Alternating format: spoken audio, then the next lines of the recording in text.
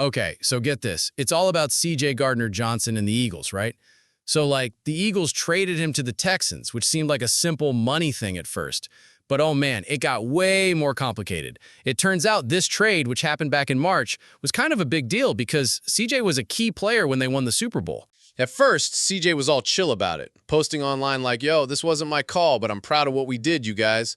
He even thanked the coaches and everyone for trusting him. But then his vibe totally changed, dude.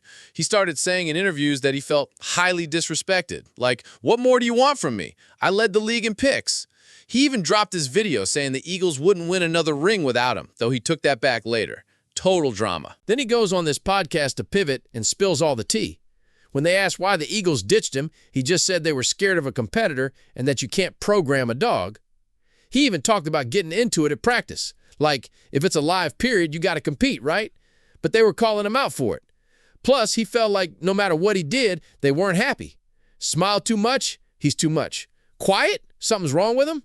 He was like, I don't know how to play that game. But wait, it gets crazier. He actually apologized on the podcast for saying they wouldn't win without him. He was like, my bad. That's disrespectful to my teammates. And even gave a shout out to Lane Johnson, his veteran teammate, who apparently told him, when you do too much, I don't got your back.